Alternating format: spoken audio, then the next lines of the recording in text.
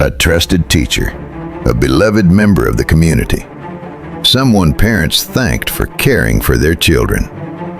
But behind the smiling classroom photos and parent-teacher conferences, investigators were closing in on a predator hiding in plain sight. And when the truth finally came out, it would shatter everything a community thought they knew about safety, trust, and the people we allow into our children's lives. The arrest happened on a Thursday evening in March. Most people in the quiet suburban community were sitting down to dinner when police vehicles surrounded a modest two-story home in a middle-class neighborhood. Neighbors watched from windows as officers in tactical vests approached the front door. Within minutes, a man was let out in handcuffs. Not a stranger, not some anonymous criminal, but someone they knew, someone they trusted. Their children's fourth-grade teacher. His name was Michael Brennan, though that's not his real name for legal reasons. For 8 years, he'd taught at Riverside Elementary School. He was popular with students and parents alike. His classroom was decorated with student artwork and motivational posters. He organized the annual science fair. He volunteered for after-school tutoring. He'd been nominated for Teacher of the Year twice. Parents specifically requested their children be placed in his class, but for the past 6 months, Detective Sarah Chun and her team in the Cybercrimes Division had been building a case that would reveal Michael Brennan was something far different than the dedicated educator everyone believed him to be. The investigation began, as these cases often do, with a routine monitoring operation. Law enforcement agencies across the country run ongoing undercover operations targeting online predators. Officers pose as minors on social media platforms, chat rooms, and messaging apps frequented by children. It's tedious, disturbing work sorting through thousands of conversations, identifying patterns of predatory behavior, building evidence that will hold up in court. In October, an undercover officer posing as a 13-year-old received a message from an account using a fake name and profile picture. The initial message seemed innocent enough, a compliment about a posted photo, a question about hobbies. But experienced investigators know the patterns.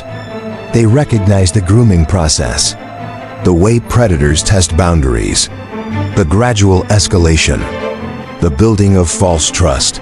Over weeks, the conversations became increasingly inappropriate. The account holder claimed to be a college student, but the language pattern suggested someone older. More concerning were the questions: where did she go to school? What did her schedule look like? Did she ever have time alone without parents around? Classic predatory reconnaissance. The conversations escalated. Explicit messages, requests for photos, suggestions of meeting in person.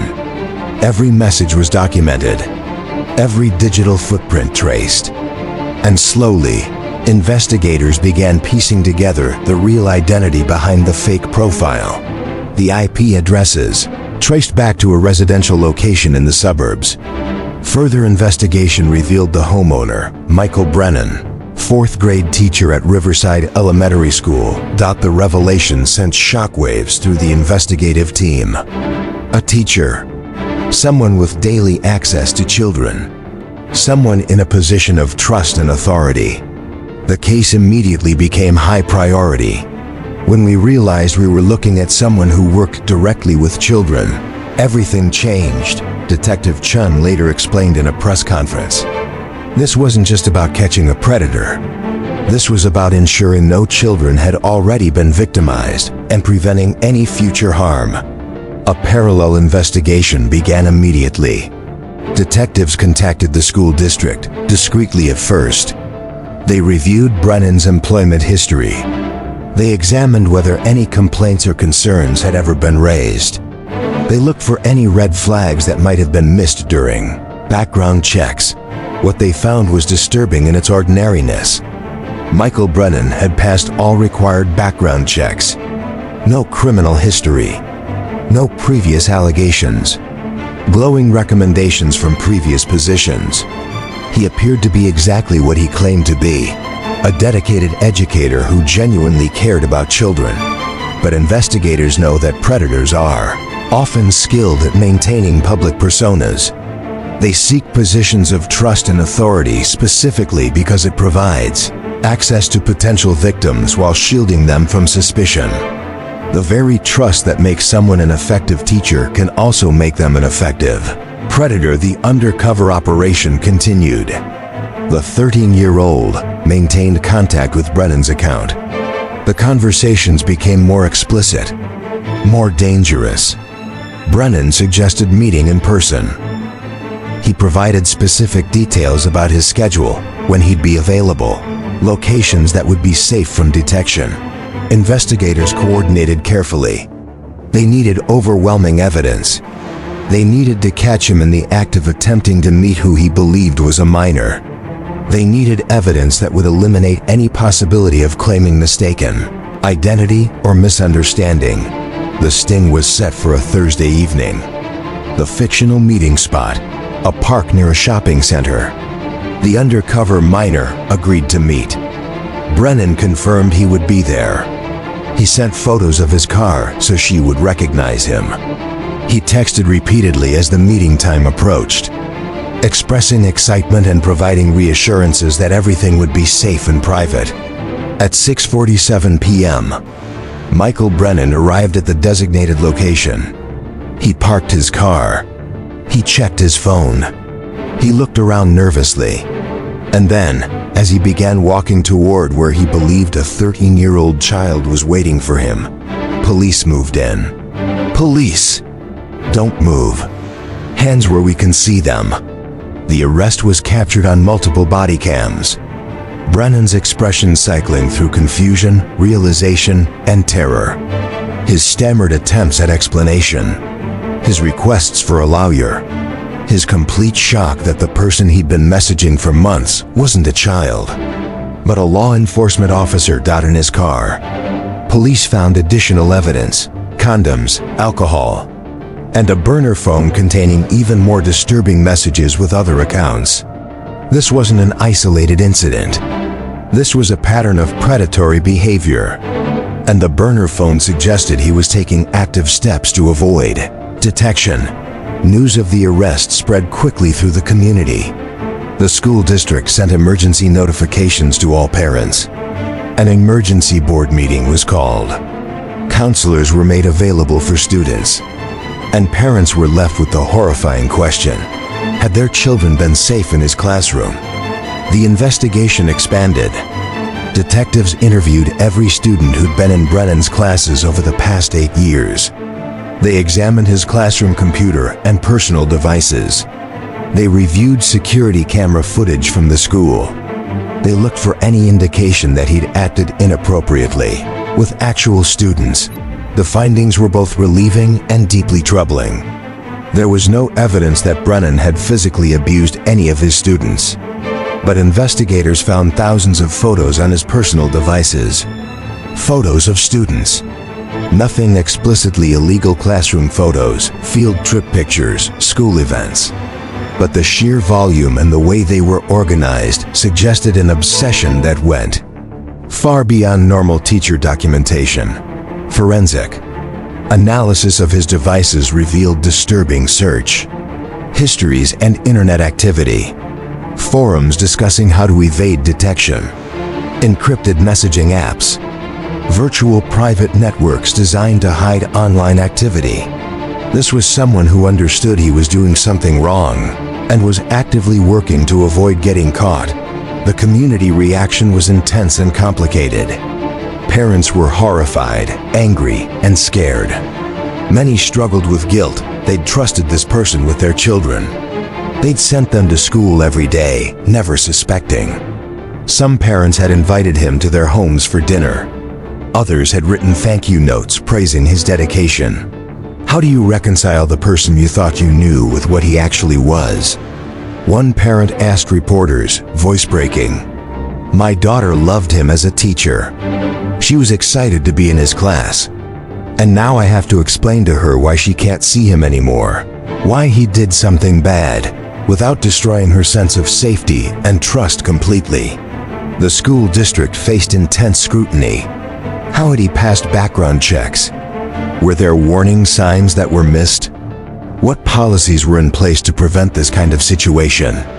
The reality, as investigators explained, is that background checks can only reveal past criminal behavior. If someone has never been caught before, they appear clean. And predators are often skilled at presenting themselves as trustworthy, caring individuals. That's how they gain access to victims. The uncomfortable truth, Detective Chun told reporters, is that predators don't look like monsters. They look like teachers, coaches, clergy members, family friends. They're often charming, helpful, and trusted.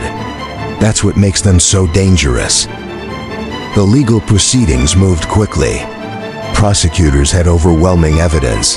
The chat logs, the arranged meeting, the items in his car, the additional evidence on his devices. Brennan's attorneys attempted to negotiate a plea deal, but prosecutors were unwilling to offer leniency. The trial lasted 3 weeks. The prosecution presented the chat logs in excruciating detail. They showed the pattern of grooming behavior. They demonstrated how Brennan had specifically targeted who he believed was a vulnerable 13-year-old. They presented expert testimony about predatory behavior patterns.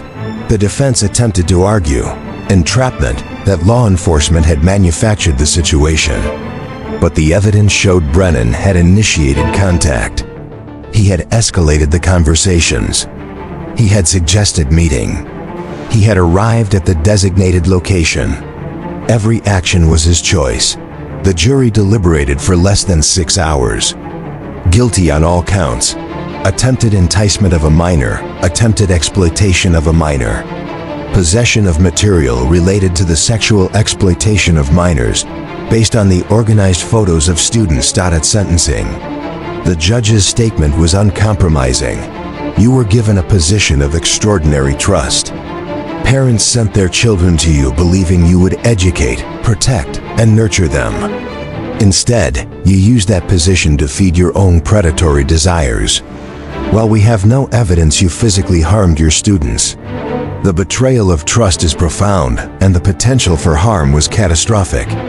Michael Brennan was sentenced to 15 years in federal prison with mandatory registration as a sex offender upon release. His teaching credentials were permanently revoked. His name was added to databases that would prevent him from ever working with children again. But for the community, for the families, for the children who'd sat in his classroom, the damage was more complex and lasting. Many students struggled to understand. They'd liked Mr. Brennan. He'd been nice to them. How could someone nice be bad? How could they trust other teachers now? Parents faced difficult conversations about safety, about the difference between appropriate and inappropriate adult behavior, about the reality that bad people don't always look scary or act mean. Some families sought therapy. Some transferred their children to different schools. All were left processing a betrayal that shook their fundamental sense of safety. The school district implemented new policies, enhanced background checks, mandatory training on recognizing predatory behavior, stricter rules about teacher-student communication, and increased monitoring of online activity using school resources. But policies can only do so much. The reality is that no system can guarantee perfect safety when the threat comes from those specifically seeking to exploit trust. Detective Chun and her team continued their work, running the same kind of undercover operations that caught Michael Brennan. Because he wasn't unique. He was one case among many. Across the country, law enforcement agencies conduct hundreds of similar stings every year. Some targets are caught before they can harm a child. Others are caught after years of undetected abuse. Every predator we catch is potentially dozens of victims protected. Chun reflected. But it's sobering to remember that for every one we catch, there are likely others we haven't identified yet. People in positions of trust. People who look normal. People who hide their true nature behind professional credentials and community involvement. The uncomfortable truth is that Michael Brennan's case isn't exceptional. Teachers, coaches, clergy members, youth leaders, predators specifically seek these positions because they provide access and cover. The vast majority of people in these positions are genuinely dedicated professionals. But the small percentage who aren't cause devastating harm, precisely because they've successfully infiltrated communities of trust. Years after the arrest, the community is still processing what happened. Riverside Elementary has a different principle now. Enhanced security measures and a culture more explicitly focused on child protection. But parents still feel the shadow of what happened. Still wonder if they missed signs. Still struggle with the question of how to keep their children safe without destroying their ability to trust. Michael Brennan is currently serving his sentence at a federal correctional facility. He declined interview requests for this investigation. Court records show he's participated in mandatory treatment programs for sex offenders.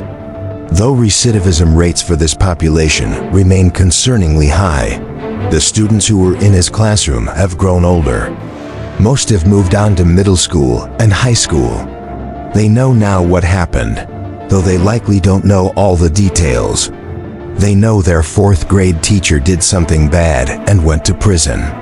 Some remember him fondly despite everything. He was, by all accounts, a skilled teacher who made learning engaging.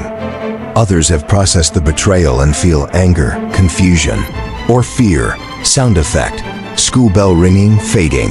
The question that haunts this case isn't just how Michael Brennan was caught. It's how he operated undetected for so long. How many conversations happened before law enforcement intercepted the one that led to his arrest? How many other people like him are out there right now, hiding behind professional credentials and community trust? Detective Chun has a photo in her office. It's not of Michael Brennan or any suspect. It's a photo of a child's empty desk in a classroom, taken during one of her investigations. She keeps it as a reminder of why the work matters. Every undercover operation, every late night reviewing disturbing chat logs, every sting operation that successfully prevents a meeting between a predator and a child. We can't catch everyone, she admits. We can't prevent every abuse. But we can catch some. We can protect some children. And that has to be enough to keep doing this work. The case of Michael Brennan stands as both a success of law enforcement and a failure of the systems designed to protect children. He was caught before physically harming a child, which is a victory. But he was able to work with children for years while harboring predatory desires, which represents a systemic vulnerability that remains difficult to address. Parents ask what they can do, how they can protect their children. The answer is uncomfortable. There's no perfect solution. Education about appropriate versus inappropriate adult behavior. Open communication with children. Monitoring online activity. Being involved in their lives. But ultimately, some level of trust is necessary for society to function. And that trust will occasionally be betrayed. The forest was abandoned, but it wasn't forgotten. And neither are the children who sat in Michael Brennan's classroom, who trusted him, who learned from him, who now must process the complicated reality that someone they remember fondly was also someone dangerous.